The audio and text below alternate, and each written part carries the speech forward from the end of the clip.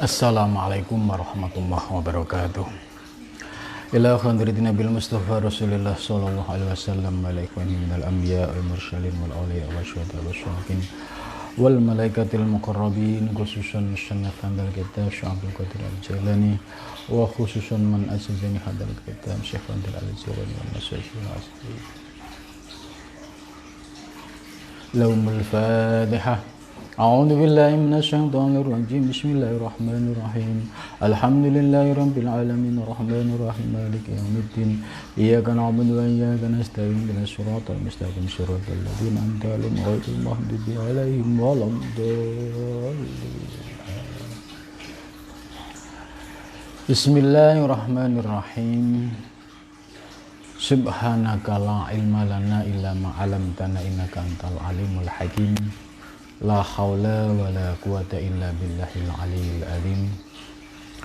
Rabbis shrah li sadri wa yassir li amri wa hlul 'uqdatam min lisani yafqahu qawli amin ya rabbal alamin.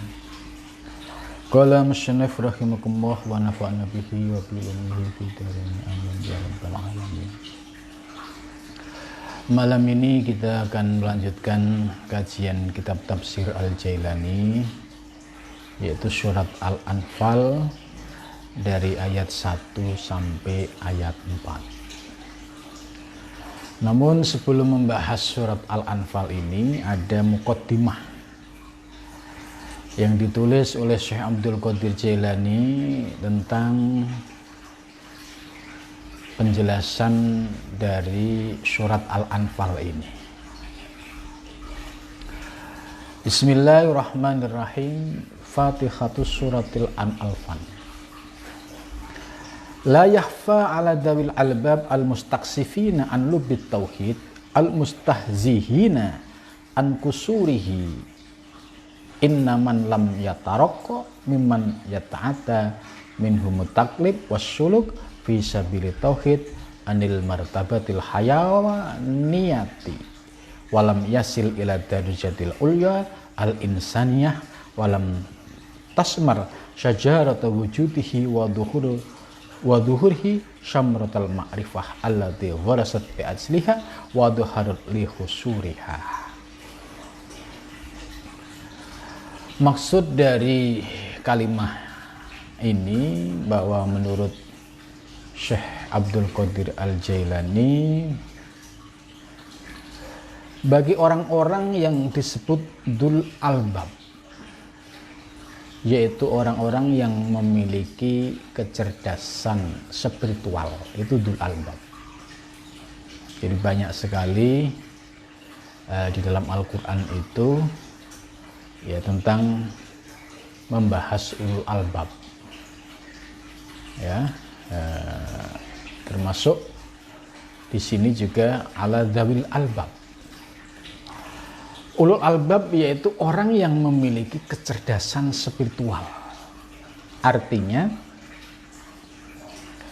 pandangannya dan pemikirannya selalu didasari dengan pandangan kasfi, yaitu pandangan yang terbuka dalam melihat hakikat wujud. Itu yang disebut al-mustaqsifina, yaitu orang-orang yang sudah tersingkap pemahamannya, ya, tersingkap mata batinnya dalam memahami hakikat wujud. Ini disebut ulul albab.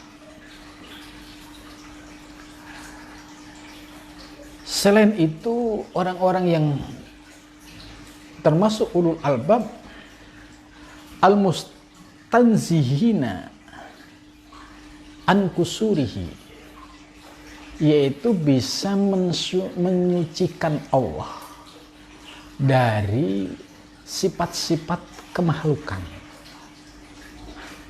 Ya, ini yang sering menjadi titik konflik orang-orang yang memahami hakikat wujud.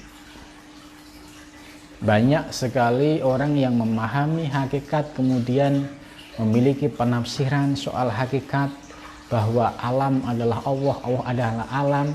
Ini yang dikritik, ini yang termasuk pemahaman yang menyimpang.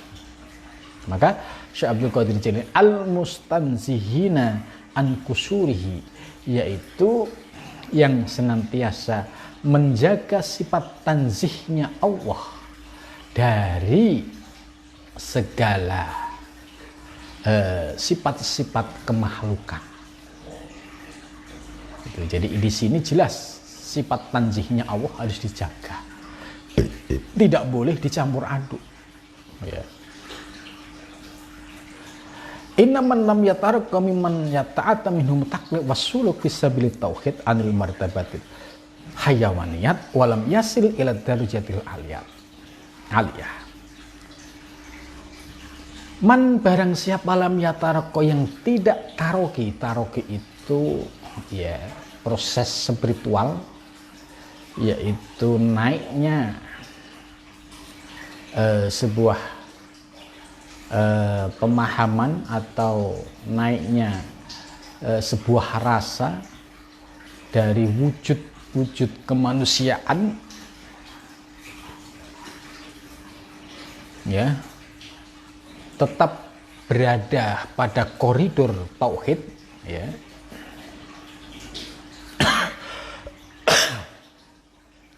dan dia menjalankan at-taklif was-suluk. Taklif dan suluk ini maksudnya sebagai kewajiban seseorang yang ingin taroki. Taroki itu sebuah istilah yang sering dikenal dalam dunia tasawuf, ya, yaitu proses hilangnya kesadaran kehambaan. Itu namanya taroki. Orang yang ingin taroki, hilang kesadaran kehambaan dalam menuju Allah, ini harus melalui sebuah proses taklif. Apa itu? Yaitu melalui proses riyadhah mujahadah, melalui proses zikir yang istiqomah. Ini sebagai taklif. Taklif indas salikin, inda halitorikin. Ya, bukan berarti orang yang ahli torikoh, orang yang disebut ahli suluk itu bebas, tidak ada beban menjalankan sebuah kewajiban. Tentu lebih berat lagi taklifnya dibandingkan daripada orang awam. Kalau orang awam taklifnya ya cuma menjalankan ibadah-ibadah secara fikih, secara lahiriah. Tapi bagi para syalik, para ahli torik, taklifnya itu dohirun wa batinan. Dohir tetap harus dijalankan mengikuti aturan ilmu fikih, batiniahnya juga harus dilakukan, yaitu dengan latihan riyadhah mujahadah dan zikir yang istiqomah. Ini taklif bagi seorang salik, gitu. Maka jangan sampai punya pemahaman enak ya, menjadi salik bebas dari taklif. Ya pasti hasilnya nanti ibarat burung dalam sangkar, gitu. Kenapa disebut ibarat burung dalam sangkar?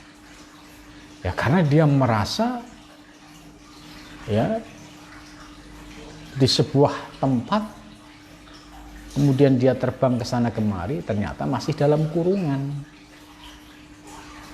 Atau istilahnya tupai dalam sangkar, gitu ya. Maka orang-orang yang menjadi ahli salik, ahli torik, kalau dia tidak istiqomah dalam menjalankan kaifiat-kaifiat zikir, maka konsekuensinya, rohaninya juga tidak akan memperoleh pencerahan. Gitu. Jadi ini yang disebut taklif wassuluk. Lah, apa itu suluk? Suluk itu sebuah proses melaksanakan kaifiat riyadhah mujahadah, ya, dibarengi dengan puasa. Nah, tentu suluk ini di dalam thariqah itu beragam beragam cara ya. Kalau di Naqsabandiyah itu ada istilah suluk 10 hari, ada juga suluk yang 20 hari, ada juga suluk yang 40 hari. Itu rutin di bulan-bulan tertentu. Itu namanya suluk. Atau juga namanya kholwat. Nah, ini harus dijalankan bagi orang yang ingin menyucikan lahiriah dan batiniahnya. Atau bagi orang yang ingin melepaskan diri dari keterikatan, yaitu al-martabat al-hayawanat. Jadi ingin melepaskan dari martabat kebinatangan yang ada di dalam dirinya, ya, untuk mencapai martabat al-ulya, yaitu martabat insaniyah, yaitu martabat insan yang hakiki, insan yang mengenal Allah Subhanahu wa ta'ala. Jadi dalam mukadimah ini sudah jelas bahwa Syekh Abdul Qadir Jailani menjelaskan bahwa bagi seorang salik, bagi seorang ahli thariq, untuk taroki, untuk menuju Allah, harus melaksanakan yang namanya taklif, tuntutan syariat. Syariatnya tidak sebatas dohir, tapi syariat batiniahnya. Dan juga disempurnakan dengan suluk, sebab suluk ini sebagai metode untuk menyucikan kotoran-kotoran batiniahnya, supaya batiniahnya menjadi bersih, menjadi jernih hatinya, dan akhirnya bisa naik dari martabat hayawanat, martabat kebinatangan, menuju martabat insaniat, yaitu martabat insan yang hakiki, yaitu manusia yang mengenal diri dan mengenal Tuhannya. Gitu. Maka dengan kata lain, kalau manusia tidak punya obsesi atau keinginan untuk meningkatkan kualitas dirinya, ya, dia sebatas menjadi manusia yang umum, ya, berangkat kerja pagi, pulang sore, pulang malam, ya, dapat duit sudah buat poya-poya, gitu. Ya, ibadah ya kadang ibadah, kadang tidak. Lah, manusia yang orientasinya seperti ini masih terjebak, masih dikuasai oleh nafsu hayawanat, nafsu kebinatangan tadi. Maka derajatnya pun termasuk al-martabat al-hayawaniyat, termasuk martabat kebinatangan. Ya nggak jauh beda. Kambing itu, ya, kegiatan aktivitasnya pagi keluar dari kandang nyari makan, ya, di kebun orang atau kebun siapapun, sore balik pulang, terus di kandang nyari lawan, gitu. Jadi orientasi hidupnya hanya sebatas untuk kebutuhan duniawi dan kebutuhan biologis. Maka orang yang seperti ini masih terjebak pada nafsu kebinatangan. Maka supaya dapat melepas diri dari nafsu kebinatangan ini, ya tadi harus menjalankan taklif, ya, yaitu tuntutan bagi seorang salik melakukan riyaduh mujahadah, zikir yang istiqomah, dan dibarengi dengan suluk. Itu. Tanpa itu sulit diri kita bisa melepaskan diri dari pengaruh nafsu kebinatangan. Maka di komunitas thariqah itu ya selalu ada prosesi suluk, ya, tentu setiap thariqah berbeda-beda, ya, caranya, tapi suluk ini menjadi bagian dari taklif yang harus dijalankan oleh seorang salik dalam menuju Allah Subhanahu wa taala. Sehingga dengan menjalankan ini harapannya bisa taroki, bisa naik secara rohani, bisa melepaskan diri dari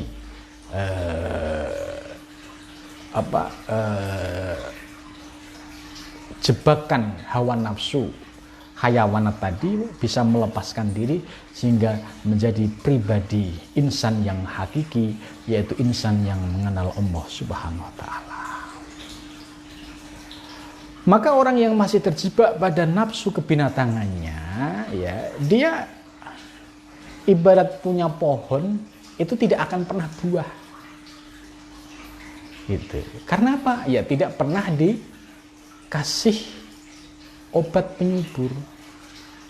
Tidak pernah dirawat. Ya, pohon itu akan berbuah rindang ya kalau dirawat. Begitu juga rohani kita. Kalau rohani spiritual kita itu ingin hidup, ya harus dirawat. Rawatnya bagaimana? Rawatnya ya harus mengamalkan kaifiat riyadhah mujahadah dan zikir secara istiqomah itu. Maka dengan keistiqomahan inilah akhirnya membias cahaya-cahaya rohani ke dalam diri seorang salik sehingga mulai merasakan pencerahan-pencerahan rohani yang dirasakan. Nah itu dia akan baru merasakan yang namanya syamratul ma'rifah, merasakan buah dari kemakrifahan. Ya. Jadi muqaddimah ini cukup bagus sekali ya, kita sudah diberikan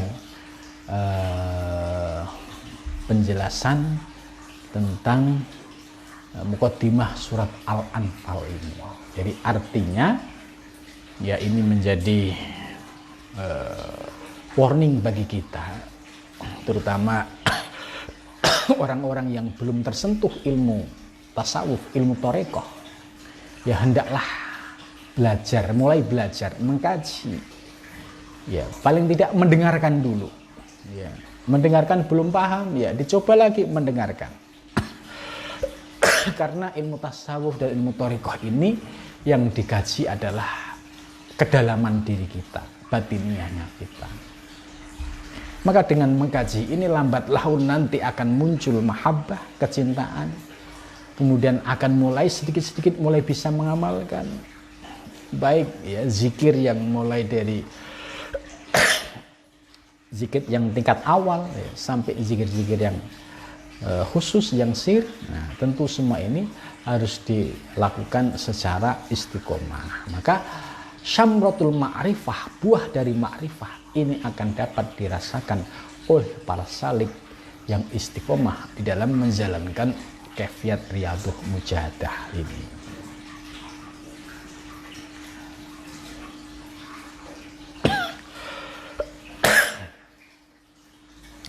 Kemudian selanjutnya Syekh Abdul Qadir Jailani menjelaskan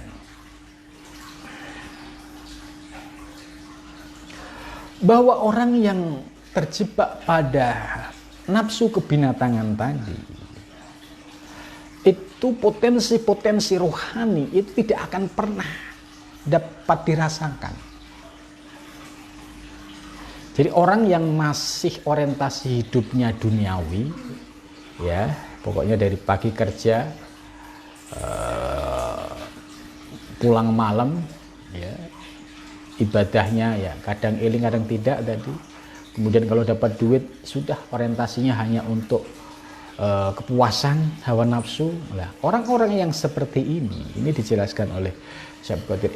Orang ini tidak akan pernah sampai merasakan yang namanya al-ilmul laduni al-azali. Artinya kenikmatan spiritual itu tidak akan pernah bisa merasakan. Dia bal baqiya alal jahlil jabal. Dia akan terjebak pada kebodohan. Ya, kebodohan yang bersifat yang ada di dalam dirinya. Karena dirinya ada potensi, di dalam dirinya ada emas, di dalam dirinya ada permata. Tapi tidak pernah berupaya bagaimana caranya menggali supaya bisa mendapatkan permata itu. Dia cukup hanya mendapatkan batu biasa. Maka di sini disebut dia cukup dengan kebodohan dirinya, ya penting sholat lah kan gitu, nggak usah neko-neko gitu. Ya ini yang disebut alal jahli, bal bagi alal jahli. Maka orang-orang yang seperti ini ruhaniyahnya akan tertutup, terhijabi. Padahal di sini ada potensi kemakrifahan, potensi wusul ilallah, tapi tertutup oleh hawa nafsu yang telah membelenggu dirinya ini. Maka sebaliknya, bagi orang-orang yang tadi riyadhah mujahadah dengan puasa, dengan zikir yang istiqomah, maka hawa nafsu yang disebut nafsu kebinatangan tadi lambat laun ya presentasinya itu mengalami penurunan dari proses riyadhah yang kita lakukan.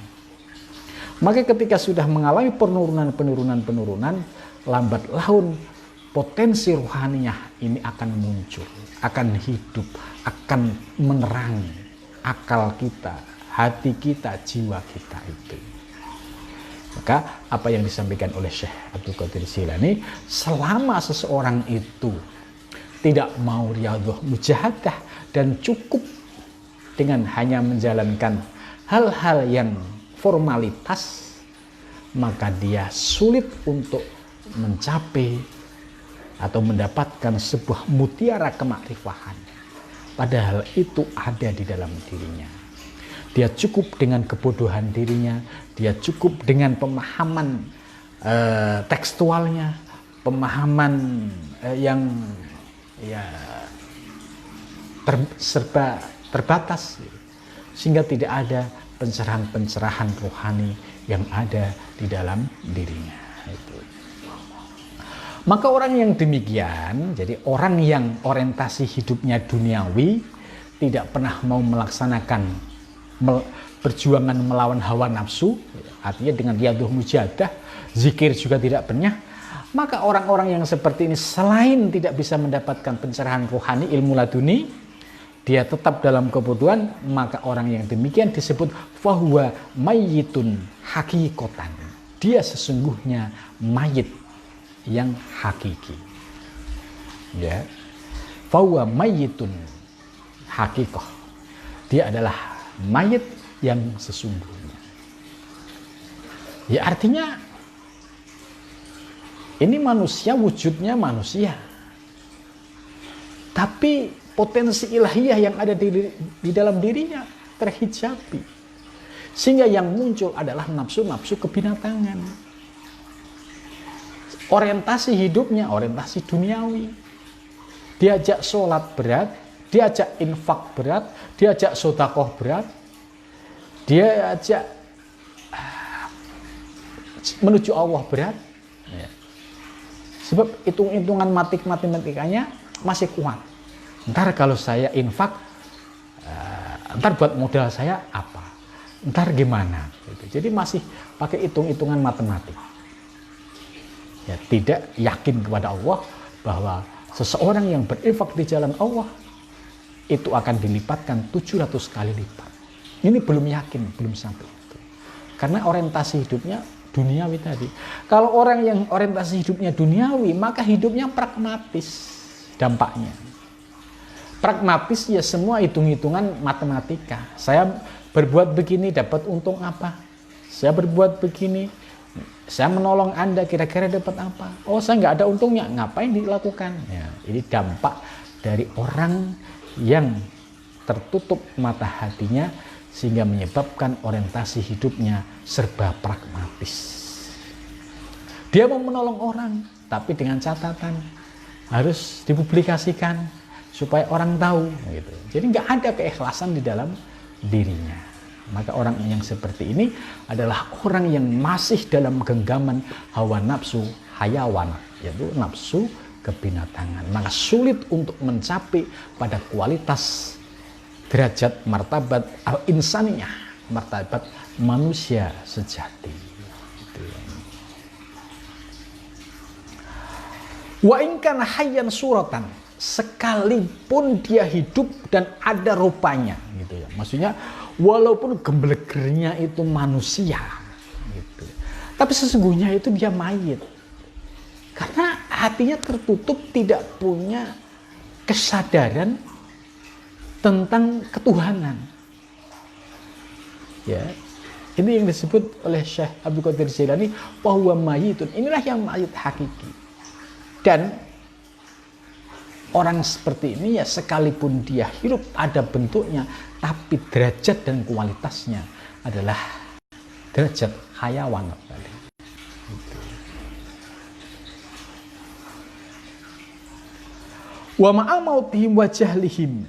Dan dia senantiasa kehidupannya ya mayitan an mayitin, ya, ibarat ya seperti jenazah.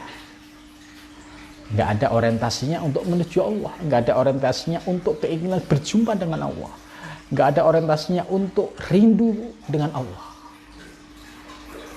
Itu karena apa? Sebab wajah lihim, kebodohannya. Hadza la yastansikuna samawati ruh wa nafaqatul hitabi atau min anfasil anbiya al-usin li il ruhi al-ilahi wa nafashur wadhar al-muhyiliha yakatu wa mahiyatihim min katmil adam. Itu. Jadi ini muqaddimah dari surat Al-Anfal. Ya, jadi cukup dahsyat ya, menyadarkan kita supaya dalam mengkaji surat Anfal kita sudah ngerti. Oh iya, ada PR bagi kita. Di dalam diri kita ini ada potensi hayawaniat, potensi kebinatangan. Jika potensi ini kita biarkan menguasai diri kita, maka kita akan sama seperti binatang kualitasnya. Dan di Al-Quran sudah diceritakan balhum kal an'am, mereka seperti binatang. Gitu. Nah, supaya kita bisa melepas diri dari derajat kebinatangan ini, ya harus dinaikkan grade-nya, martabatnya dengan cara melakukan riyadhah mujahadah tadi dan zikir yang istiqomah. Ya dengan kata lain ya ikut ngaji ilmu tasawuf dan ikut ngaji ilmu torekoh supaya lambat laun mendapatkan pencerahan ilmu, pelan-pelan diamalkan sehingga akhirnya bisa melepas diri dari ya genggaman nafsu kebinatangan hingga naik menjadi martabat al-insaniyat. Ya, ini muqaddimah dari surat Al-Anfal. Berikutnya a'udzubillahi minasyaitonirrajim. Bismillahirrahmanirrahim. Yas'alunaka 'anil anfal. Yas'alunaka, mereka bertanya kepadamu wahai Muhammad. 'Anil anfal, dari harta rampasan. Jadi kalau muqaddimahnya seperti tadi, kemudian surat diawali seperti pertanyaan ini, sebenarnya jelas menggambarkan bagaimana kondisi manusia saat menghadapi harta rampasan. Ya, bisa kita lihat bagaimana pada saat ya perang Uhud ya terjadi sebuah peristiwa rebutan rampasan perang karena mereka sudah tidak taat dengan komando. Sebab tadi nafsu kebinatangannya pengen menguasai, pengen dapat banyak ya, itu muncul. Kan perang Uhud itu ya sebagai perang pertama, peristiwanya di Jabal Uhud ya. Pada saat itu Rasulullah sudah mengatur strategi, ada pasukan yang ada di bukit-bukit, di gunung-gunung, kemudian ada pasukan yang di depan. Akan tetapi ketika perang sudah mulai, kekuatan kafir Quraisy sudah kocar-kacir, ya, karena strategi yang dilakukan oleh Rasulullah berhasil memukul mundur, ya, tim panah yang ada di bukit-bukit itu berhasil mematahkan kekuatan mereka. Akhirnya pasukan kafir Quraisy ini mundur. Nah, ketika dia mundur, banyak sekali mereka meninggalkan harta rampasan. Itu yang disebut harta rampasan. Melihat hal ini, orang yang posisinya berada di bukit-bukit tadi yang mendapatkan perintah jangan sampai dia turun sebelum ada komando, diabaikan. Akhirnya turun, terus ikut rebutan harta rampasan. Nah, maka ketika ada serangan balik dari kafir Quraisy, karena kekuatan, kunci kekuatan yang di bukit-bukit ini sudah tidak ada, maka sampailah Uhud, yang perang Uhud kedua ini umat Islam mengalami kekalahan sampai Rasulullah SAW itu dalam posisi yang sangat berbahaya, artinya sampai terluka, sampai akhirnya diamankan oleh sahabat, ya, masuk ke sebuah gua di Uhud sana. Bahkan berita yang beredar Rasulullah dianggap sudah meninggal. Ini akibat, ya, tidak mengikuti komando dan akibat rebutan harta rampasan, sehingga kekuatan umat Islam menjadi rapuh. Tentu ini bisa menjadi pelajaran buat kita, ya, siapapun yang hidup pada zaman sekarang, ya, ketika melihat Al-Anfal, harta rampasan, yang lebih dominan adalah hawa nafsunya, itu pasti sama nasibnya akan mengalami seperti pasukan Uhud yang pertama itu, ya, mengalami kekalahan. Itu maka ya, dalam surat Al-Anfal ini ada pertanyaan, yas'alunaka anil anfal. Mereka bertanya kepada Muhammad anil anfal, dari harta rampasan.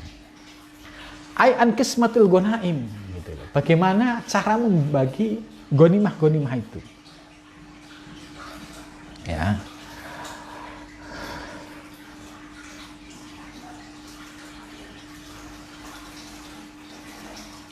Nah, di sini ai qismatil ghanaim Abbar subhanahu wa taala anha bin nafli wa wa fil lughah atiyatun zaidatun istaratohal imam liman ihtakam ala mahalil khotor ziyadatan ala sahmihi. Jadi Al-Anfal, harta rampasan itu adalah sebagai pemberian tambahan yang dilakukan oleh seorang pemimpin kepada orang-orang yang ikut perang, ya, dan itu menjadi bagiannya. Li'anna zaidatun ala samil ghazah al-mujahidin al-muqattilin fi sabilillah.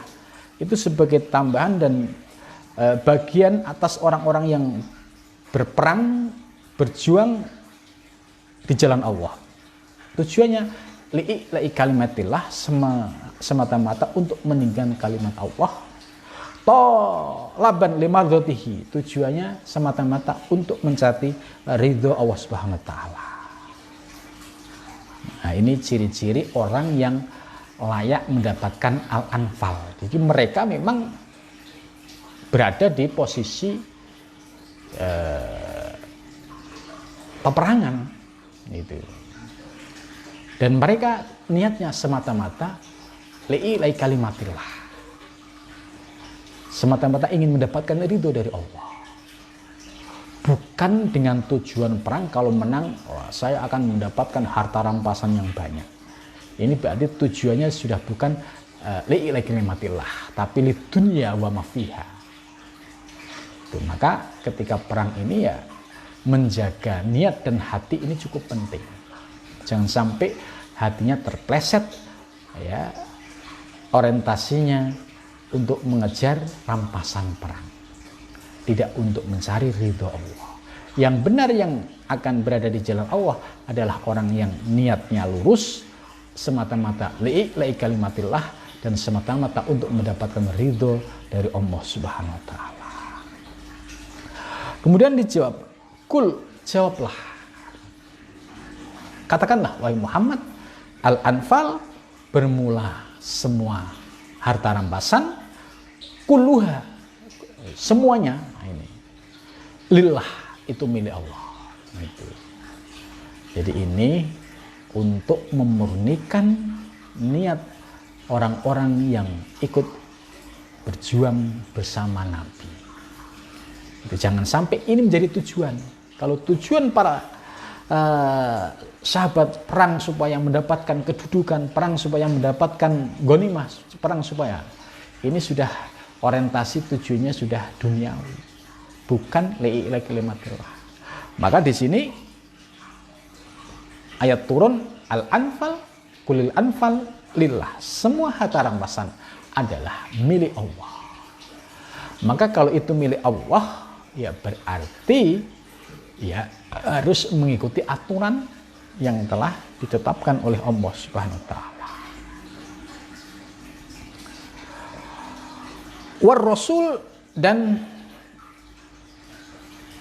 para rasul. Jadi al-anfal lillah, ya, milik Allah, war rasul dan bagi rasul, ya.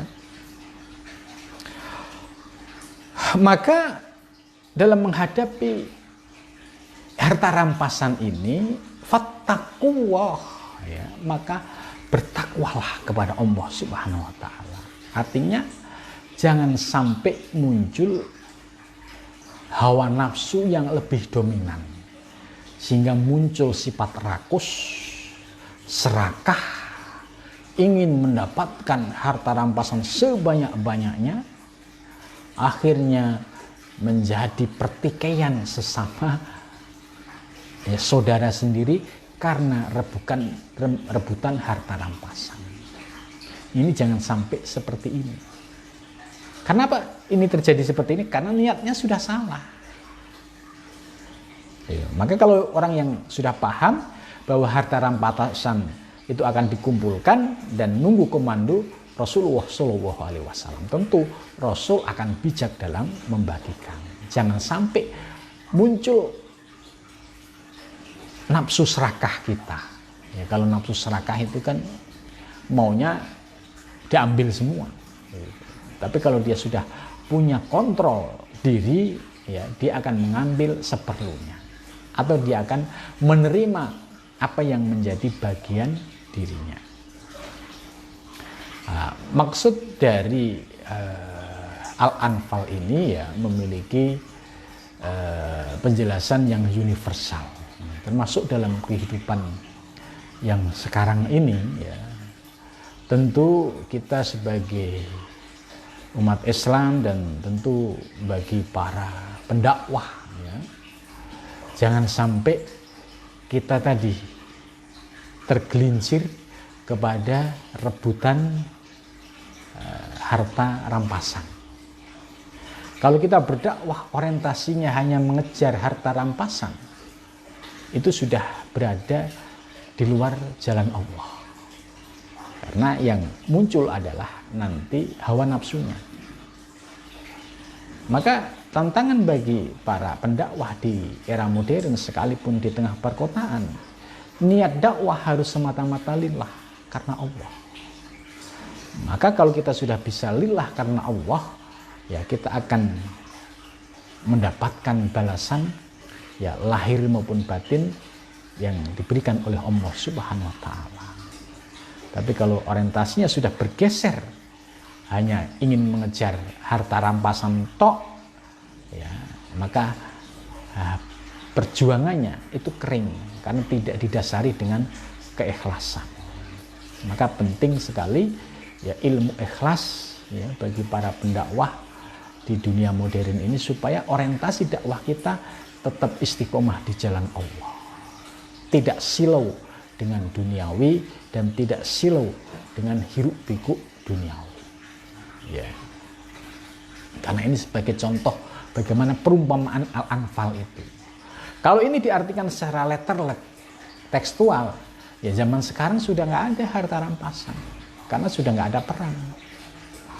Gitu. Tapi Al-Anfal jika dipahami secara substansi, bahwa Al-Anfal ini memiliki arti yang lebih luas. Artinya orang yang orientasi dakwahnya hanya sekedar mengejar Al-Anfal, harta rampasan, itu sudah bukan di jalan Allah. Gitu. Maka kita diingatkan, ya, jangan sampai kita berjuang itu karena harta rampasan, tapi niatkan dengan ikhlas untuk mendapatkan ridho dari Allah Subhanahu wa taala. Maka fattaqullah, takwalah kepada Allah.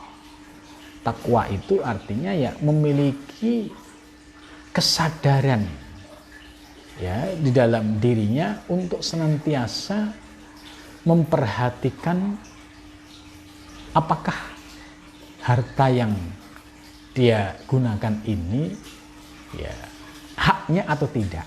Gitu. Maka dia akan bisa hati-hati. Wattaqullah, hati-hati. Ya, ini harta bener enggak? Ini kira-kira subhat enggak? Ini haram enggak? Gitu. Jadi ada sifat hati. Kenapa? Ingat kepada Allah. Berbeda dengan orang yang digelapkan oleh Allah. Ya, istilahnya harta apapun akan dia sikat. Karena sudah tidak mempertimbangkan halal atau haram. Kenapa? Hatinya sudah tertutup, tidak ingat kepada Allah Subhanahu wa taala. Maka bagi orang yang fattaqullah, bertakwa dengan Allah, itu pasti ada kontrol keimanan, ada sebuah kesadaran yang muncul dari dalam diri. Oh iya, saya melakukan ini kira-kira Allah ridho enggak? Gitu. Sebab kalau Allah ridho, berarti ini sesuatu yang telah dibolehkan oleh Allah. Tapi kalau ini sesuatu yang dilarang oleh Allah, tentu dia bisa menahan diri, tidak akan melakukannya. Wa aslihu dzata bainikum. Itu fattaqullah. Jadi prinsipnya menghadapi harta rampasan tadi, yang pertama adalah harus punya kesadaran takwa kepada Allah supaya tidak muncul nafsu serakah. Yang kedua adalah wa aslihu dzata bainikum, perbaiki hubungan dengan sesama saudaramu. Hal yang biasa ya, ketika ada harta rampasan itu pasti rebutan, tarik menarik, cakar-cakaran itu pasti terjadi dimanapun itu. Tapi kalau toh terjadi seperti itu, ini perintah wa aslihu bain, cepatlah perbaiki hubungan baik. Jangan sampai habis berantem berkepanjangan. Ya sudah selesai, saling maaf-memaafkan. Ini artinya wa aslihu dzata bainikum. Kata aslihu ini bermakna memperbaiki ya, karena berarti tadi ada kesalahan. Nah, tapi setelah dia melakukan salah, punya kesadaran memperbaiki diri. Oh ya, saya salah ya. Oh ya, saya serakah ya. Oh ya, saya mendolimi orang ya. Nah, akhirnya aslihu, memperbaiki diri. Mau minta maaf, maaf ya tadi saya salah, maaf ya tadi saya serakah, maaf ya, ini fa aslihu dzata bainikum. Sehingga terjadi hubungan harmoni antar sesama saudara muslim. Wa aslihu dzata bainikum oleh Syekh Abdul Qadir Jailani dijelaskan ayil halah, yaitu satu keadaan, wal adawah, dan permusuhan. Allati waqat bainakum, yang terjadi di antara kamu. Ya tadi sudah saya jelaskan. Biasanya kan wajar ada harta rampasan, rebutan, cakar-cakaran, ya, terus senggol-senggolan, ya, terus sampai ada yang emosi dan sebagainya. Ini pasti terjadi. Sebab apa? Biwas-wasati syaiton. Karena dia terjebak dengan bisikan-bisikan setan. Udah ambil saja, udah sikat saja, udah gitu. Ini yang disebut waswatus syaitan selalu muncul. Dan setan selalu berusaha untuk menarik seseorang ke arah situ. Maka bersyukur bagi orang yang sudah memiliki kecerdasan spiritual, itu akan punya ya self control pribadi, kontrol di dalam dirinya. Oh iya, enggaklah, saya cukup ya mengambil sesuai dengan kebutuhan saja, tidak berlebihan. Mungkin masih banyak yang lain yang membutuhkan, jadi tidak muncul sifat serakah. Ya, di zaman sekarang ini kan ini akan terbukti. Contoh misalkan ada bantuan sosial, kalau nafsu serakahnya itu masih ada, itu jatah satu orang satu RT pengennya nggak dibagiin buat dirinya sendiri gitu. Jatahnya satu RT pengennya nggak dibagiin. Ini kalau ada orang yang masih dikuasai oleh nafsu setonnya. Oh, ini jatahnya rakyat Indonesia, karena dia diliputi oleh serakah, akhirnya dia melakukan rekayasa. Ya. Sekalipun dia sudah mendapatkan banyak, yang namanya manusia yang diliputi nafsu serakah pasti kurang dan kurang. Dan akhirnya suatu ketika terjebak dengan perilakunya sendiri yang menyebabkan ya dirinya tersangkut oleh KPK misalkan. Ini kan akibat dari keserakahan. Akibat dari gelap mata hatinya. Sehingga dia menghalalkan segala cara. Oh ya, ini hak rakyat, harus diberikan. Oh ya, ini hak warga, harus diberikan. Bahkan seorang pemimpin yang sejati, ya dia boleh nggak, dia berani nggak mendapatkan bagian itu nggak apa-apa, yang penting wargaku, rakyatku dapat. Gitu. Tapi kan pemimpin yang seperti ini susah. Rata-rata ya pengennya pemimpinnya lebih banyak daripada rakyatnya. Kenapa demikian? Sudah dijawab oleh ayat ini. Karena dominasi was-was syaitan, bisikan-bisikan setan yang selalu membisikin, udah ambil semua, udah gitu. Terus memprovokasi diri kita untuk semakin serakah. Kalau ketangkep KPK baru sadar, gitu ya. Wa ati'uwah, dan taatlah kepada Allah, wa rasulahu, dan utusannya. Ya, jadi kita disuruh taat kepada Allah. Taat kepada Allah itu artinya memahami mana yang dilarang oleh Allah, mana yang diperbolehkan oleh Allah. Wa rasulahu, dan utusan Allah. Mana yang diperbolehkan oleh Rasul, mana yang dilarang oleh Rasul. Sebab dengan taat kepada Allah dan Rasul ini yang akan menyelamatkan diri kita. Tapi kalau kita sampai melampaui batas, berani melanggar perintah Allah dan perintah Rasul, ya buktikan saja nanti. Pasti akan terjadi penyesalan baik di dunia maupun di akhirat. In kuntum mu'minin, jika kamu benar-benar menjadi orang yang mukmin. Siapa mukmin itu? Ai muqinina, yaitu orang-orang yang memiliki keyakinan bitauhidillahi, dengan tauhid kepada Allah Subhanahu wa taala. Jadi tauhidnya kepada Allah itu sudah tumancep, sudah masuk ke dalam hati. Jadi tidak silau melihat dunia, tidak terpesona melihat jabatan dan kedudukan. Ya, dia lebih mengutamakan ini menurut Allah dan Rasul boleh enggak ya? Kalau enggak ya sudah enggak. Tapi kalau boleh ya dia baru menjalankan.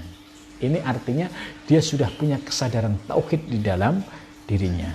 Bitauhidillah, dengan dasar tauhid kepada Allah, wa tasdiqi rasulihi, dan membenarkan apa yang disampaikan oleh Rasulullah Shallallahu Alaihi Wasallam. Itu ini ciri-ciri mukmin yang selamat dunia dan akhirat. Ya, itu. Jadi ini penafsiran yang cukup mencerahkan bagi kita, menyadarkan diri kita, ya.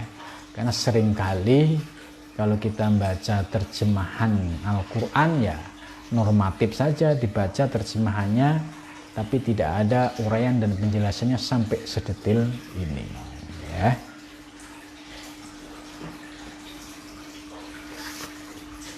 Udah ya. Saya kira cukup ya, sampai di sini. Kita akan lanjutkan pada minggu yang akan datang ayat berikutnya. Mudah-mudahan pengajian malam ini membawa manfaat. Wassalamualaikum warahmatullahi wabarakatuh.